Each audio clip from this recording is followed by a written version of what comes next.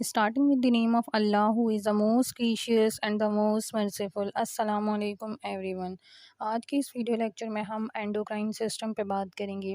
Basically endocrine system जो है वो हमारी बॉडी के डिफरेंट हार्मोन्स फॉर्म कर रहे होते हैं और ये हमारी बॉडी के डिफरेंट बायोलॉजिकल प्रोसेसेस को रेगुलेट करते हैं, जिसमें ब्रेन की डेवलपमेंट, नर्वस सिस्टम की डेवलपमेंट, ग्रोथ, डिफरेंट बॉडी के फंक्शंस, रिप्रोडक्टिव सिस्टम के फंक्शन और मेटाबॉलिज्म में इनका रोल होता है। अब जो बॉडी में डिफरेंट एंडोक्राइन ग्लैंड्स प्रेजेंट होते हैं, उसमें pituitary gland, thyroid gland, pancreas, adrenal gland और गोनैड्स शामिल हैं। पिट्यूटरी ग्लैंड की बात करते हैं, ये हमारे ब्रेन में जो है वो लोकेटेड होता है। इसको बहुत ज़्यादा इंपॉर्टेंट कंसीडर किया जाता है क्योंकि इसमें नंबर ऑफ़ हार्मोन जो है वो सिक्रीट होते हैं। इसके 2 लोब्स होते हैं, ठीक है? एक एंटीरियर लोब, एक पोस्टीरियर लोब। पहले एंटीरियर पिट्यूटरी ग्लैंड की बात करते हैं, यानी कि एंटीरियर लोब की, जिसमें नंबर ऑफ़ हार्मोन जो है वो सीक्रेटिंग सेल्स होते हैं। ये इम्पॉर्टेंट हार्मोन कंसीडर किया जाता है और इनके जो है वो डिफरेंट ऑर्गन्स पे इफ़ेक्ट होते हैं। For example number 1 follicle stimulating hormone जो है वो ये सीक्रेट करते हैं, जिसका जो टारगेट करता है गोनैड्स पे, यानी कि टेस्टिस और ओवरीज़ पे। और इसका इफ़ेक्ट क्या होता है कि ये गोनैड्स को स्टिमुलेट करवाता है ताकि वो गैमेट्स को डेवलप करें।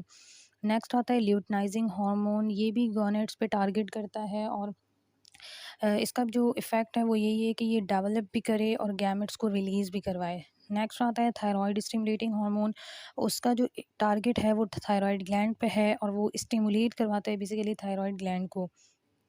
नेक्स्ट आता है सोमैटोट्रोपिन ग्रोथ हार्मोन, ये बोन्स पे, कार्टिलेजेस पे, मसल्स पे, इन पे टारगेट करता है और इनका जो इफ़ेक्ट है वो ग्रोथ में इफ़ेक्ट है चिल्ड्रन में, और नॉर्मल जो बॉडी स्ट्रक्चर्स होते हैं, मेटाबॉलिज्म होती है एडल्ट्स में, इनका इनमें रोल है, ठीक है।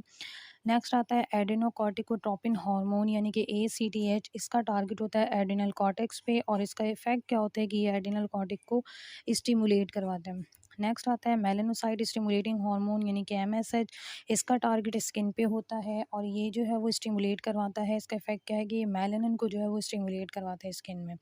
नेक्स्ट आता है पोस्टीरियर पिट्यूटरी ग्लैंड, ये एक्चुअली स्टोर भी करवाते हैं और रिलीज़ भी करवाते हैं कुछ हार्मोन्स को हाइपोथैलेमस के। इसके जो हार्मोन्स हैं वो है एंटी डायरेटिक हार्मोन और ऑक्सीटोसिन। जो एंटी डायरेटिक हार्मोन है वो बेसिकली ब्लड ब्लड प्रेशर को, ब्लड वॉल्यूम को और टिश्यूज़ के वाटर को जो है वो मेंटेन करता है।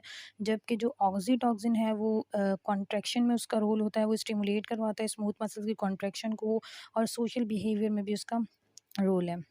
नेक्स्ट आता है thyroid gland. Thyroid gland basically butterfly shape का ग्लैंड होता है जो कि हमारे ट्रैकिया पे प्रेजेंट होता है, नेक की बेस पे। ये हमारे पास थायरोक्सिन और कैल्सीटोनिन रिलीज़ करवाते हैं। जो थायरोक्सिन होता है उसके पास आयोडीन होता है जो कि एक इम्पॉर्टेंट कॉन्स्टिट्यूएंट होता है, जो हमारे मेटाबॉलिक एक्टिविटीज़ जो हो रही होती हैं सेल्स की, उसे रेगुलेट करवाते हैं। और इसके अलावा जो फिज़िकल ग्रोथ होती है, मेंटल डेवलपमेंट होती है चिल्ड्रन के अंदर, उनमें रोल होता है इसका। अगर डेफिशिएंसी हो जाए तो फिर फिज़िकल और मेंटल रिटार्डेशन हो जाती है चिल्ड्रंस के अंदर।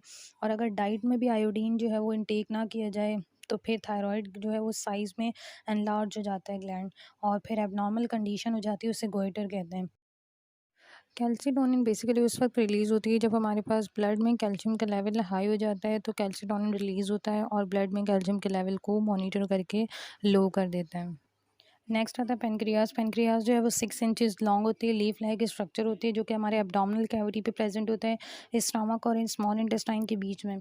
ये एक्सोक्राइन की फॉर्म में भी एक्ट करते हैं, एंडोक्राइन ग्लैंड की फॉर्म में भी।